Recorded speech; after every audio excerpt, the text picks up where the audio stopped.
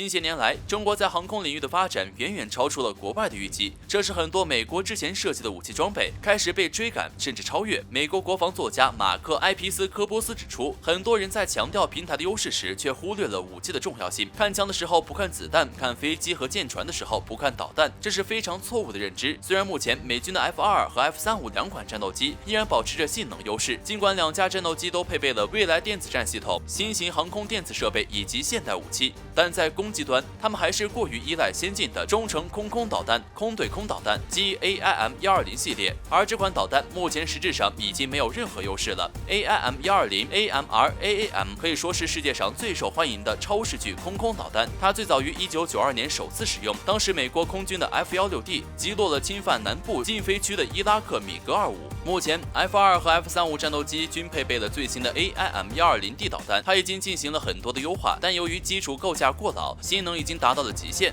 与此同时，中国歼20上的霹雳15和霹雳10的存在，对美国及其盟国构成了巨大的威胁。另一方面，中国的 P-15远程空导弹具有先进的功能，包括有源电子扫描雷达。据报道，最大射程可达200公里。歼20可以在弹舱中携带4枚霹雳15导弹，两侧各有2枚霹雳10导弹。在实际空中交战中，霹雳15的有效射程可能低于200公里，仍然高于 AIM-120 AMR-AAM 的150公里或更短射程。尽管中国企业尚未完全完成歼20的全部功能，但拥有任何 P-15以及霹雳15导弹对任何国家来说都是太多的压力。马克·埃皮斯科波斯指出，歼20仍然有很多未知的地方，包括其发射机制和目前正在开发的 WS-15引擎的最终规格。他还警告说，歼20机体内霹雳15和霹雳10的并置可能成为美国和盟国的严重关切，因为短时间内他们必须继续依赖老化的 AMR-AAM 技术。尽管已经对霹雳15导弹进行了很多讨论，但霹雳10短程红外空对空导弹的出现，同样使歼20战斗机如虎添翼。它具有比美军 AIM-9X 更远的射程，以及更大的红外成像导引头，可有效对抗常见的红外干扰弹。AIM-9X 同样基于老的响尾蛇构架，尺寸限制了其性能的提升，而美军碍于面子，又不愿意向欧洲国家采购新导弹。歼20可以使用头盔瞄准镜，以90度的瞄准角射击导弹，这时歼20飞行员仅用头就可以向任何方向发射导弹。F-2缺乏此类设备 ，F-35增加了这一设备，但单价高达40万美元。目前美军只能把宝压在下一代的 AIM-260空导弹上。美国空军杂志报道就强调 ，AIM-260设计初衷就是为了对抗和压制中国霹雳15中远程空导弹，但还是由于弹舱尺寸的问题 ，AIM-260的射程也只能勉强赶上霹雳15，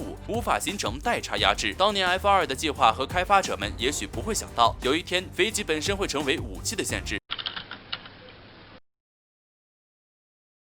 正如大众力学12月14日报道所说，中国的潜艇持有量很快就会超过美国海军，最快可以在2030年实现这一期望。据目前状况估计，美潜艇数在2030年将达到66个，而中国则预计拥有76个。组成76的军舰中，驱逐舰2栖舰无疑是主力选手。这个数字之中，正在赶制的航母所释放出来的威压也不容小觑。但是紧盯着我们不放的美国海军就不同了，虽然也制定了几年份、几十年份的计划，但是不确定因素太多，以至于一个项目还未落地生根，就发展出了需要挪用资金，否则就只能搁置的另一个项目计划。所以美国潜艇舰队在我们奋起直追的这10年之中，潜艇数目不仅没得到增加，还退役2艘，从68滑落到66，这也能看出我们将目标定在67似乎有些不可说的玄奥。事已至此，美国海军不想要更多潜艇吗？当然想，但是美国海军的潜艇非常贵，有多贵呢？福布斯15日消息指出，在未来30年中，美国海军计划每年订购3至4艘新潜艇，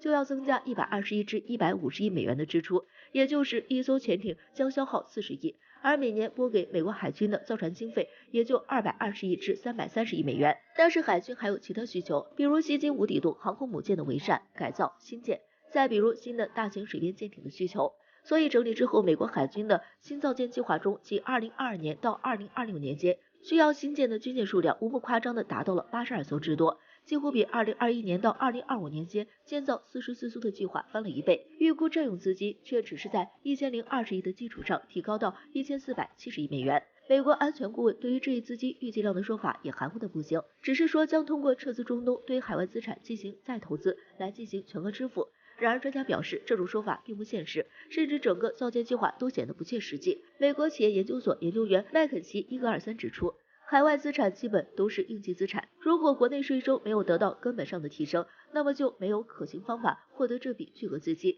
过去失败的尝试证明，这种想法的成功率为负数。毫无疑问，美国如今已经到了为了强撑颜面，新造舰计划疯狂地脱离了实际经济状况也要硬上的地步。这就是我们所说的穷兵黩武。正如时任美国常务委员伊莱恩·麦库斯克所说，尽管这项计划符合美国对于海洋控制的所有主张，但是要求建造82艘新舰的美国海军必须意识到，现在美军的预算处境举步维艰。但是美军会就此放弃吗？显然不会，因为无论是4星上将马克·米尔利，还是时任国防主机长的伊莱恩·麦库斯克，都提出增加国防支出以发展海军，并认为这是在发展中必须经历的无形的困难过程，没有一件简化这种事情，并认为只有这样才不会受伤。可以看出，这些美国将领指挥者都似乎无比激进。如果有人奇怪提出82艘造舰计划的美国海军受了什么刺激，那答案似乎只有2个字，那无疑就是中国。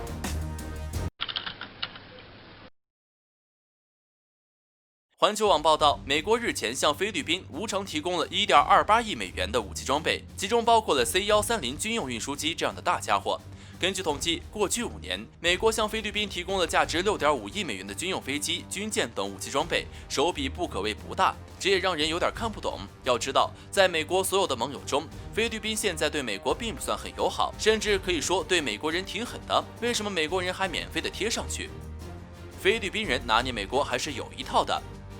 众所周知，从杜特尔特上台之后，菲律宾对美国人的态度就发生了很大的变化。2020年2月，菲律宾正式向美军下达了驱逐令，终止同美军的一切军事协议，要求美军在2020年全部撤出菲律宾。虽然之后菲律宾收回了驱逐令，但是对美军而言是件很没面子的事情。按大多数军事观察人士的分析，正因为美军答应提供无偿军事援助，才让菲律宾方面收回驱逐令。由此可见，菲律宾方面拿捏美国人还是非常准确。反观近年来同美军眉来眼去的印度，则有些难看。美军同菲律宾都是免费送，但是印度人开口就是谈钱，丝毫不担心伤感情，这会让印度人感觉不太爽。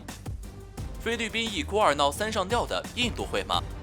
美国每年都有大笔对外国的军事援助，但是援助谁都是很有讲究的，套关系有时候并没有什么用，关键还是要会闹，会闹的孩子有糖吃，这招对美国管用。从2016年开始，菲律宾一改以前一边倒向美国的策略，从一个乖孩子变成了一个骑墙派，好处仍然源源不断。这4、5年来，菲律宾算是把一哭二闹三上吊发挥到了极致，这让美国人颇为头疼，这才有了6.7亿美元的军事援助。而印度则是完全不同，自己送上门去给美国人当锤子使，挑起同北方邻居的军事纷争，美国人不仅乐见其成，还在旁边煽风点火，当然好处也是有的。2020年10月，美国人援助了印度军队1万套御寒系统，让原本准备撤军的印度军队还是死死的顶在零下40度以下的边境。1万套御寒系统价值1亿美元，是美国陆军的库存品，送给印度也算是美军有点诚意。但印度在边境号称部署了10万大军，1万套御寒系统远远不够用。相对于菲律宾没有遭到任何军事对抗的情况下援助6.7亿美元而言，美国人援助印度的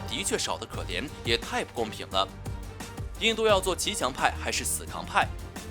对于印度来说，当前国际局势风云诡谲，他们将何去何从？大多数军事分析人士认为，如果印度想要行使大国做派，有点困难，军事实力和经济实力都不允许，最终会玩残自己。乌克兰和菲律宾为印度提供了2个不同结果的参考。乌克兰从2014年就完全倒向了西方，成为了西方抗击俄罗斯的桥头堡。结果怎么样？大家看得很清楚，用国将不国，民不聊生形容并不为过。而菲律宾在杜特尔特之前，也是一边倒的朝向美国，最后搞得连香蕉都卖不出去，惨不拉几的。杜特尔特上台之后，虽然口头上骂美国骂得挺狠的，但是整个菲律宾骨子里就是一个骑墙派，左伸右要的，不亦乐乎。菲律宾这些年，明眼人能看出来，这样的骑墙策略得到了不少好处，还都没有实质性的得罪谁，不得不说玩得很溜。对于印度而言，不管咋样都有一个大国的身材，说骑墙派难听了一点，但是保持独立自主性是很重要的。在强国身边是死扛还是合作？另外有一个很好的参考就是加拿大和古巴，最差混个墨西哥的水平也不错。